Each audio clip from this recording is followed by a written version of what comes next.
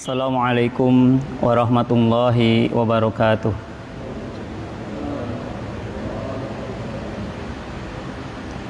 Alhamdulillah nahmaduhu wa nasta'inuhu wa na'udzu billahi min syururi anfusina wa min sayyiati a'malina may yahdihillahu fala mudhillalah wa may yudlilhu fala hadiyalah.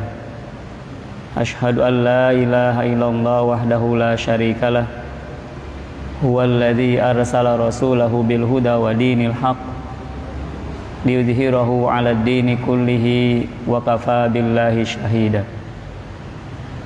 Wa asyhadu an la ilaha illallah wa asyhadu anna Muhammadan abduhu wa rasuluh la nabiyya ba'da al-mab'utsu rahmatan lil alamin basyiran wa nadhira wa da'iyan ila Allahi wa sirajan munira. Allahumma shalli ala hadan nabiyil karim Muhammad sallallahu alaihi wasallam wa ala alihi wa ashabihi wa man tabi'ahum bi ihsanin ila yaumiddin. Rabbi israh li sadri wa yassir li amri wa hlul 'uqdatam min lisani yafqahu qawli, amma ba'd. Qala Allah ta'ala fi kitabil aziz ba'da a'udzu billahi minasy syaithanir rajim. Ya ayyuhalladzina amanu ittaqullaha haqqa tuqatih wa la tamutunna illa wa antum muslimun. Wa qala wal 'asr innal insana lafi khusr illa alladzina amanu wa 'amilus shalihat wa tawasaw bil haqq wa tawasaw bis sabr. Bapak dan Ibu jamaah Masjid Syuhada yang sama-sama dimuliakan Allah Subhanahu wa taala. Puji dan syukur mari kita panjatkan kehadirat Allah Subhanahu wa taala atas segala nikmat yang telah dianugerahkan kepada kita semua. Nikmat yang tidak terhingga yang kita rasakan dari mulai sejak tidur sampai tidur kembali. Nikmat yang tidak mungkin akan kita bisa hitung dan juga tidak mungkin akan kita balas dengan apapun. Wa in ta'uddu ni'matallahi la tuhsuha. Kalau seandainya kalian akan menghitung nikmatku, la tuhsuha. Sungguh nikmatku itu tidak terhingga, tidak mungkin akan kita bisa hitung. Salawat serta salam mari kita sampaikan kepada Nabi kita Muhammad sallallahu alaihi wasallam, suri teladan kita, qudwah hasanah kita.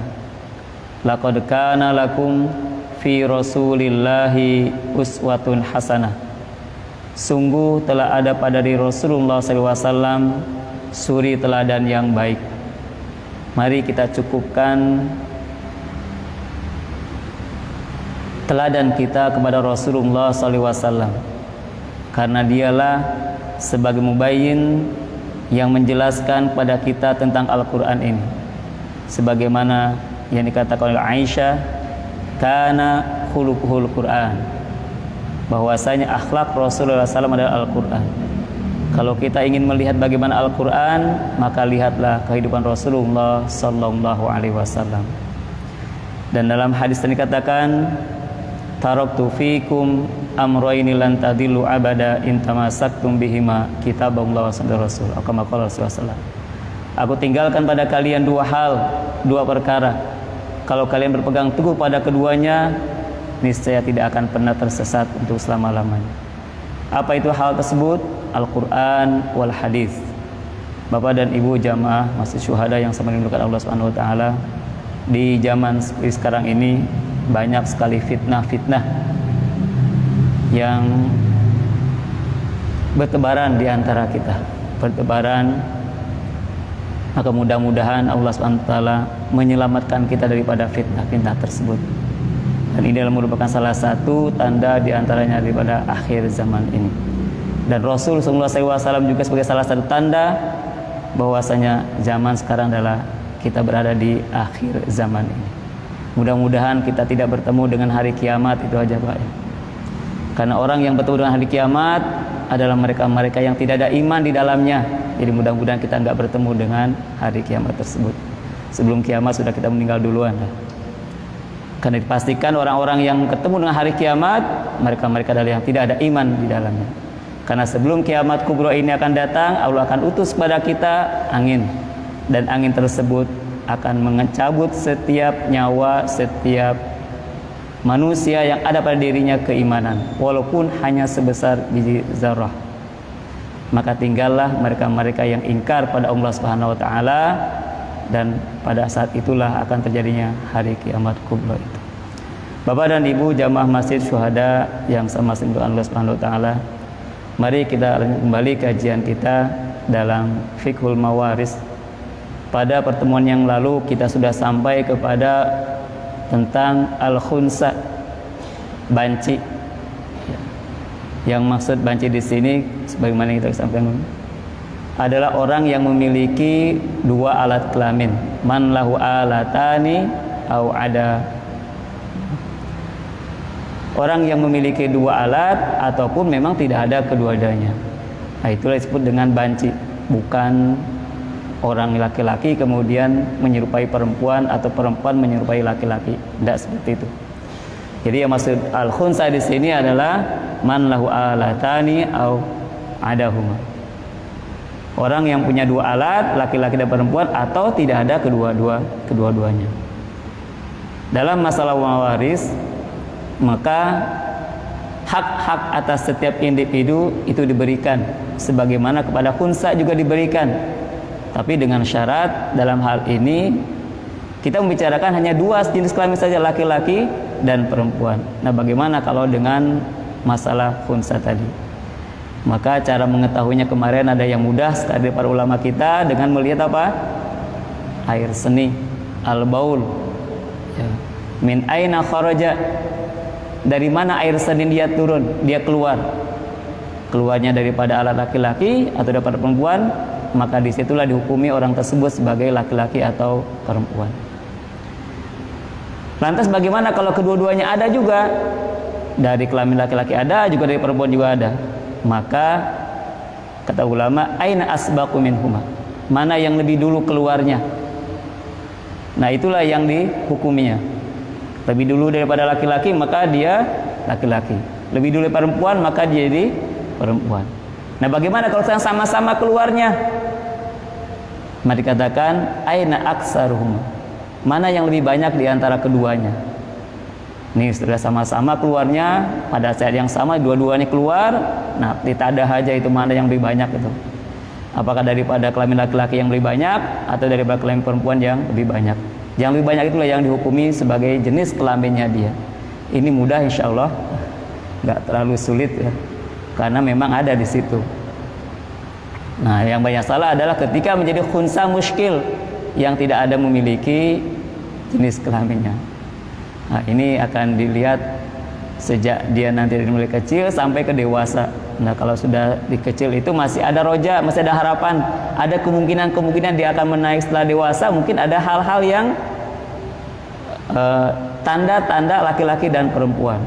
Ya, kalau dia masih kecil, ada kemungkinan timbul daripada tanda-tanda laki-laki atau perempuan, jakum atau buah dadanya sini dan sebagainya.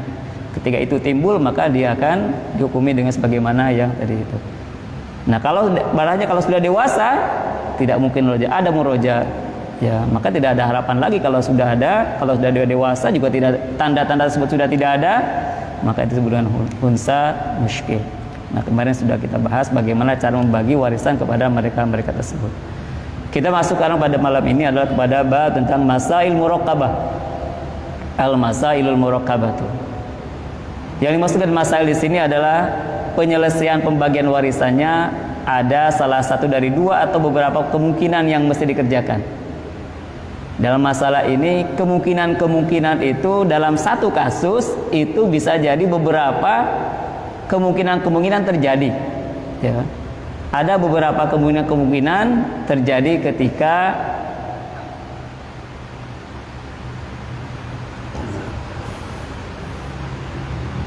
kita akan membagikan harta warisan tersebut.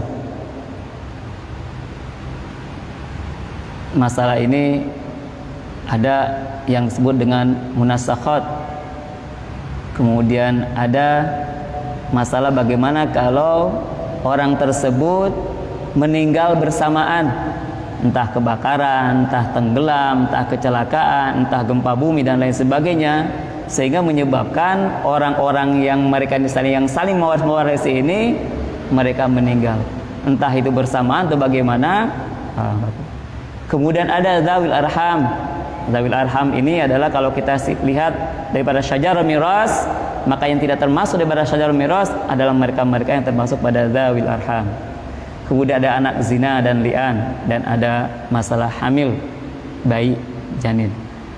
Pada malam ini kita akan bahas tentang masalah hamil, ya, yaitu pewarisan kepada janin, bayi yang masih ada dalam kandungan, dia belum terlahir.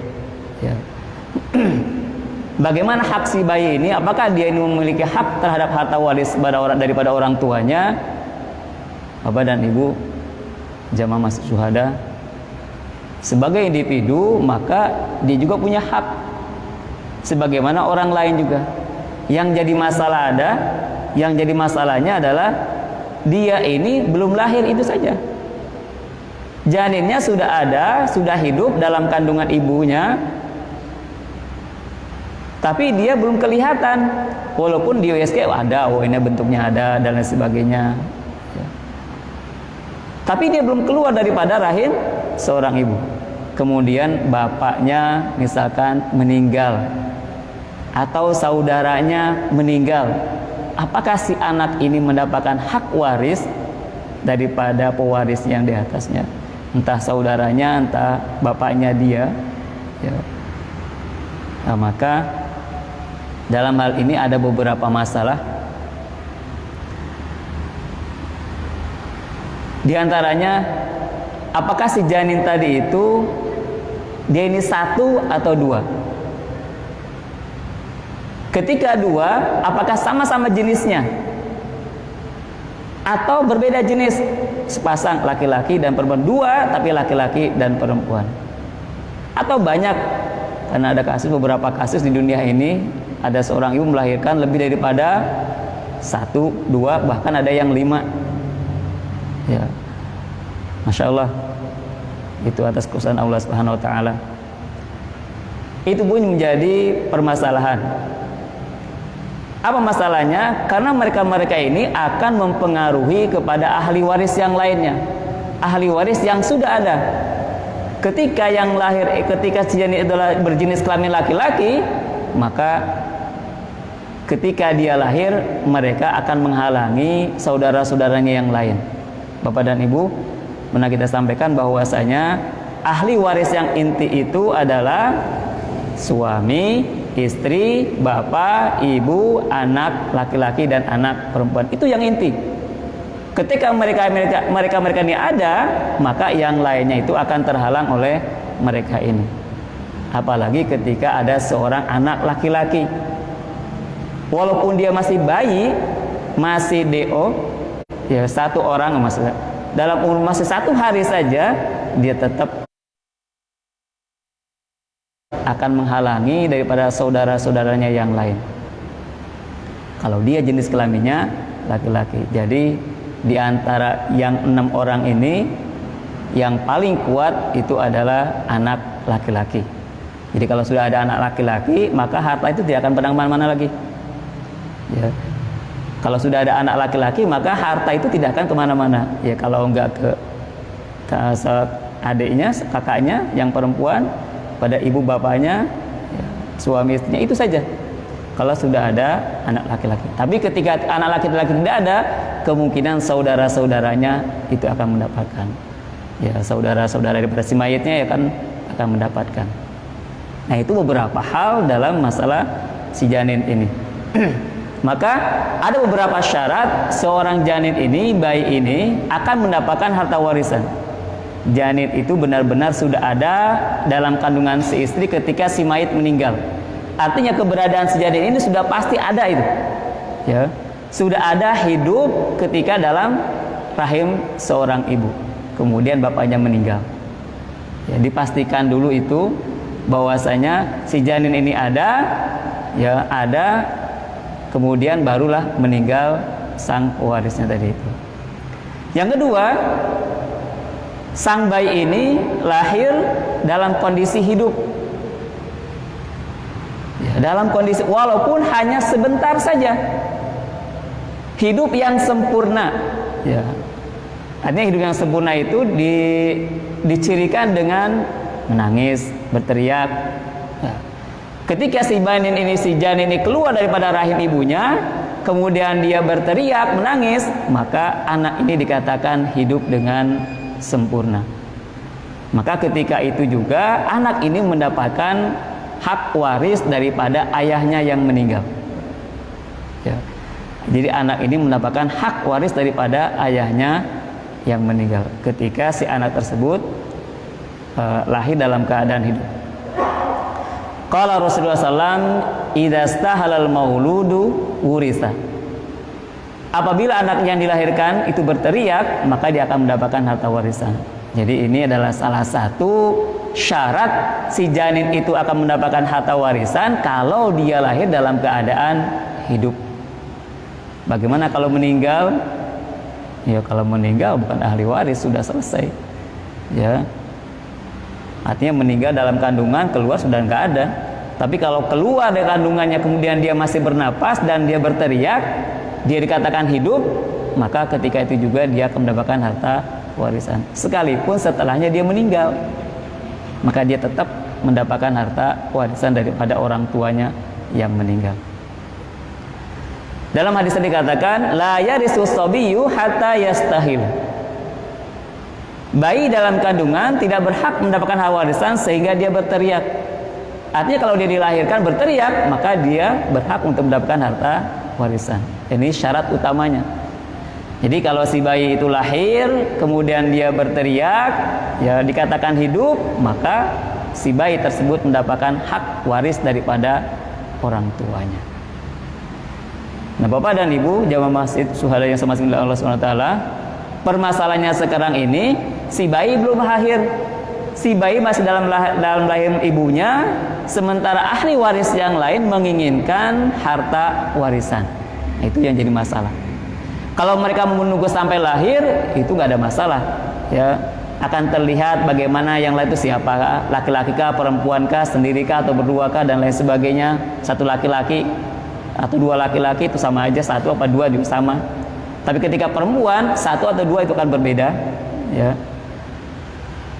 Kalau sudah lahir akan terlihat jelas sudah. Tapi kalau belum lahir sementara yang lainnya ingin juga harta warisan tersebut dibagikan, nah ini yang diperlukan perhitungan, ya, untuk mencari kemungkinan apakah bayi tersebut lahir dengan selamat, hidup artinya, atau yang lahir ini adalah laki-laki, atau yang lahir adalah perempuan satu orang, atau yang lahir adalah perempuan lebih daripada satu. Nah, kemungkinan tadi itu harus diperhitungkan dengan secara baik, sehingga nanti kita akan tarik garis.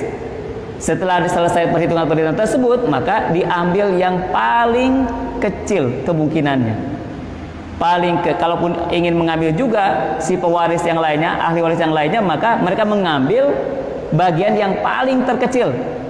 Tidak bisa diambil yang paling terbesar, yang paling terkecil. Kenapa yang paling terkecil? Kalau tadi setelah keluar kok ternyata lain, ya salah perhitungan. Hari ini kan sudah ada USG, ada peralatan modern, bisa dilihat nih lahirnya bayi laki-laki kelihatan, misalkan ini perempuan, ini laki-laki dan perempuan kembar, atau ini perempuan dua kembar, atau ini laki-laki dan perempuan kembar juga. Tapi adakah daripada sekian analisis dokter itu yang ketika dilihat laki-laki yang keluar perempuan? Ada nggak Pak kira-kira? Atau sebaliknya setelah dilihat perempuan yang keluar laki-laki? Kalaupun itu kasus misalkan belum ada, tapi saya kira mungkin ada aja ya. Artinya ketika melihat kok salah atau gimana, wallahu a'lam bishawab. Ala kulli hal, mereka harus diperhitungkan sebelum kalau kita ingin membagi harta warisan sebelum si bayi ini lahir. Dan itu hak atas setiap ahli waris. Saya ingin mengambil harta warisan saya, itu hak dia, karena memang dia punya hak. Lain halnya kalau memang orang tersebut tidak ada hak dalam pewarisannya. Tapi selama dia punya hak dari waris, maka dia berhak untuk mengambil karena memang dia punya dia. Sebagaimana ini harta saya ambil, kapanpun saya mengambil itu silakan, kalian punya saya. Demikian pun dengan warisan tadi. Kalau memang saya ini adalah punya hak terhadap harta warisan, maka apapun ya harus diberikan. Tapi kan si bayi ini belum lahir, ya maka diberikanlah oleh ulama kita, ya para ulama, bagaimana cara membagikan harta warisan ketika si janin itu masih dalam kandungan ibunya. Nah, dalam hal seperti ini maka harus dilihat kemungkinan-kemungkinan yang akan terjadi, ya kemungkinan-kemungkinan yang akan terjadi kepada si bayi ini. Yang pertama kemungkinannya apa? Bayi lahir dalam keadaan selamat atau enggak selamat, ya. Artinya dalam keadaan hidup atau tidak hidup. Kalau dia dalam keadaan meninggal dunia, selesai sudah permasalahan, tidak ada masalah, ya. Itu dilihat, ya. Kalau kita contohkan misalkan ada seorang istri, kemudian dia dalam memiliki janin, kemudian janinnya kemudian ada saudara kandungnya, saudara kandung si mayit. Ini saudara kandung pingin, ya, untuk mendapatkan hak waris daripada saudaranya si mayit tadi ini. Maka lihat, kemungkinan yang pertama adalah kalau si janin ini meninggal dunia. Kalau si janin meninggal dunia, berarti bagian si istri adalah 1/4, kemudian bagian saudara kandung laki-laki adalah asobah. Ya, kalau itu si janinnya meninggal dunia, selesai sudah. Tapi bagaimana sekarang ini kalau si janinnya, kemungkinan si janin adalah laki-laki. Nah, ketika si janin ini ke laki-laki, maka sang istri dapatkan 1/8, si janin dapat sisanya, saudara kandungnya tidak dapat. Nah, disinilah kenapa janin itu perlu diperhitungkan. Ya, bisa jadi dia itu akan menghalangi ahli warisnya. Kemudian bagaimana kalau si janin ini seorang perempuan, ya, satu orang perempuan. Nah, kemungkinan si janin adalah seorang perempuan, maka istri dapatkan 1/8, si janin tadi itu, si bayi tadi dapat setengah karena cuma sendirian, kemudian sisanya diberikan kepada saudaranya. Nah, kalau dia lebih daripada 1, 2, si perempuan ini janin 2 kembar misalkan, atau 3 dan seterusnya, lebih daripada 1, maka bagi si janin itu 2/3, 1/8 untuk ibunya, ibunya si janin tadi, kemudian 2/3 untuk si janinnya, dan sisanya adalah untuk saudara kandungnya. Sudah selesai itu semua, sekarang mana yang paling terkecil yang akan bisa diambil oleh si saudara kandung tadi, ibunya sama si janinnya? Mana yang paling terkecil di antara tadi? Ada 1/4 sama 1/8 untuk si istri. Yang paling kecil adalah yang seberapa? Untuk si istri ini 1/8 bagi si istri diambil, ya. Kemudian si janin yang paling terkecil berapa dapatnya? Berapa tadi? Kalau dia meninggal maka dia nggak dapat warisan. Kalau dia laki-laki maka asobah, ya, harta sisa. Kalau dia perempuan 1 orang dapat setengah. Kalau dia lebih daripada 1 perempuannya maka 2 dapat 2/3. Mana yang paling terkecil di antara tadi? Tidak dapat asobah, 1/2 atau 2/3. Mana yang paling minim? Tentunya yang paling minim dia tidak dapat harta warisan. Kemungkinannya dia sudah meninggal. Bagaimana dengan saudara tadi itu? Ya, saudara tadi itu kemungkinannya apa tadi?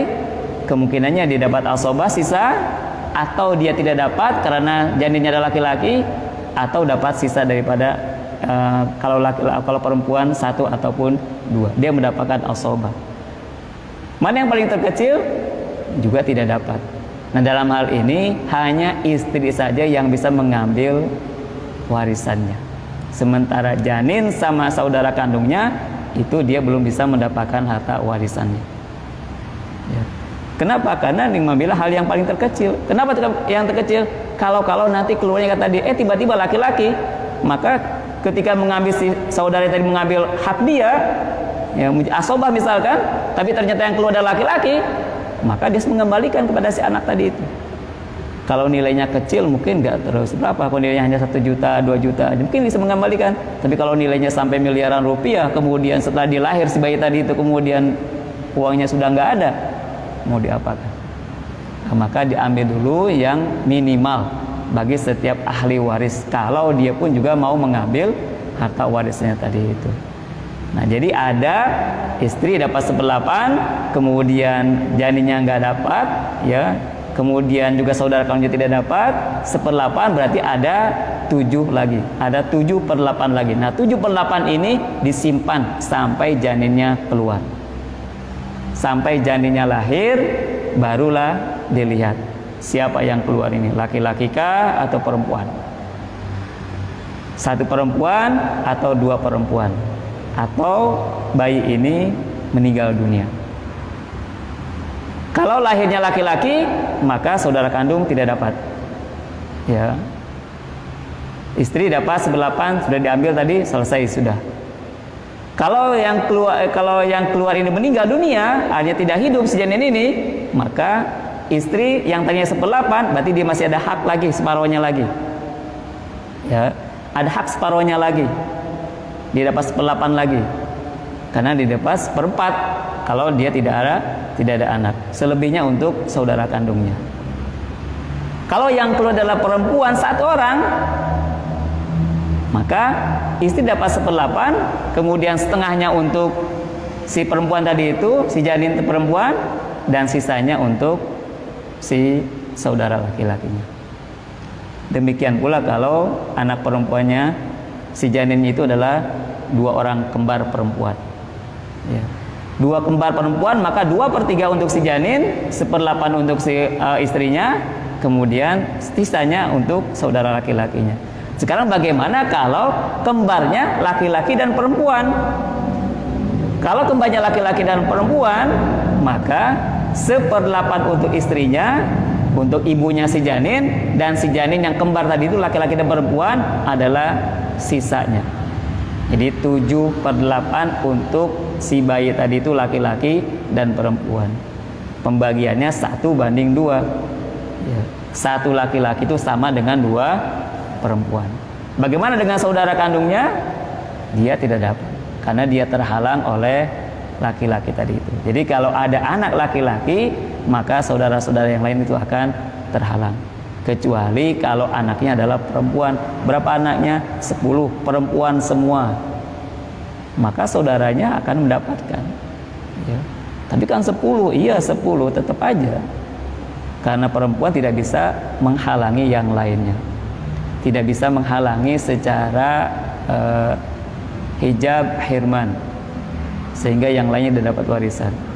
Dia hanya bisa menghalangi, tapi hanya menghalangi, tidak menghalangi secara total, hanya mengurangi saja. Itu kalau perempuan. Tapi kalau laki-laki, anak laki-laki, tidak ada, sudah selesai. Anaknya siapa? 10 perempuan, 1 laki-laki, masih bayi, baru umur 1 bulan. Tetap hartanya akan kembali kepada bapak, ibu, suami, istri, anak laki-laki dan anak perempuan. Jadi bapak dan ibu itulah ahli waris yang inti, yang tidak akan bisa terhijab hirman. Jadi mereka-mereka yang 6 ini tidak akan bisa terhijab hirman. Kalau terhijab nuksan mungkin, tapi ketika terhijab hirman itu mereka tidak mungkin. Ya, bapak, ibu, suami, istri, anak laki-laki dan anak perempuan, mereka tidak mungkin akan terhijab hirman. Artinya apa? Mereka tidak mungkin akan terkena sama sekali, tidak akan dapat harta warisan, kecuali kalau mereka itu terhijabnya dengan wasfin, dengan sifat yang seperti apa sifatnya? Kalau di antara mereka murtad, keluar daripada Islam, maka tidak akan dapat warisan, tidak akan saling mewarisi antara orang kafir dengan orang muslim. La yarisul kafirul muslimu walal muslimul kafir. Tidak saling mewarisi orang muslim dan orang kafir, demikian pula sebaliknya. Orang kafir dengan orang muslim tidak akan saling mewarisi. La yarisu ahlul millataini. Tidak akan saling mewarisi ahlul millataini, di antara 2 agama yang berbeda. Maka mereka tidak akan bisa saling. Orang yang seperti ini dikatakan bukan mahjub, tapi mahrum, diharamkan daripada saling mewarisi. Memang tidak akan dapat harta warisan, ya. Kemudian yang lainnya apa? Wasf yang lainnya, kalau membunuh, ya, anak membunuh orang tuanya karena ingin harta warisan, maka si anak itu tidak akan dapat harta warisan. Selama yang sifat-sifatnya tidak ada, maka mereka yang 6 orang ini tetap mereka akan mendapatkan harta warisan. Yes. Mereka tidak akan pernah terhijab hirman. Kalau nukson mungkin, dan semua ahli waris bisa saja terhijab nukson. Tapi kalau terhijab hirman, orang yang 6 ini itu tidak bisa terhijab hirman. Sementara yang lainnya kakek, saudara kandung, paman, kemudian saudara seayah dan seterusnya, itu mereka bisa terhijab hirman oleh orang yang 6 ini. Bapak dan Ibu, itu adalah seputar tentang hak warisnya si bayi. Jadi bayi tetap mendapatkan harta warisan dengan syarat dia keberadaan dia memang sudah ada ketika orang tuanya meninggal. Kemudian yang kedua, dia lahir dalam keadaan hidup, ya, lahir dalam keadaan hidup walaupun hanya sebentar. Hidup, meninggal. Nah, orang ini mendapatkan harta warisan daripada orang tuanya. Nah, bagaimana sekarang ini kan meninggal, tetap dia dapat harta warisan, kemudian harta warisan ini akan dikembalikan lagi kepada saudara-saudaranya yang lainnya, kepada ibunya, kepada saudara yang lain, akan dikembalikan kepada mereka lagi sebagai ahli waris daripada si bayi tadi itu yang mendapatkan harta warisan daripada orang tuanya. Bapak dan Ibu, itu sekitar daripada janin dalam kandungan. Jadi sekali lagi mereka tetap mendapatkan harta warisan, ada hak harta warisan, dan ahli waris yang lain juga bisa untuk mengambil harta warisannya dengan syarat kemungkinan tadi itu diperhitungkan dan ambil yang terkecil bagi orang tersebut. Kalau memang dia kemungkinan terkecilnya dia nggak dapat, ya nggak bisa diambil. Tapi kalau kemungkinan terkecilnya di mereka ada, maka bisa diambilnya. Dan nanti kalau keluar baru apakah memang seperti itu atau memang ada tambahan kembali sebagaimana tadi itu yang kasus tadi itu yang kita bicarakan tadi itu. Bapak dan Ibu, ini sekali lagi ini adalah hak daripada si bayi. Jadi tetap bayi mendapatkan harta warisan. Demikian di malam ini, mudah-mudahan ada manfaatnya sebagai pengetahuan bagi kita semua, bahwasanya sekali lagi anak dalam kandungan tetap adalah dihitung sebagai ahli waris daripada bapaknya yang meninggal sebelum lahirnya dia, dengan syarat-syarat tadi itu. Demikian, mudah-mudahan ada manfaatnya. Salah dan hilaf mohon dimaafkan. Wabillahi taufiq hidayah. Wassalamualaikum warahmatullahi wabarakatuh.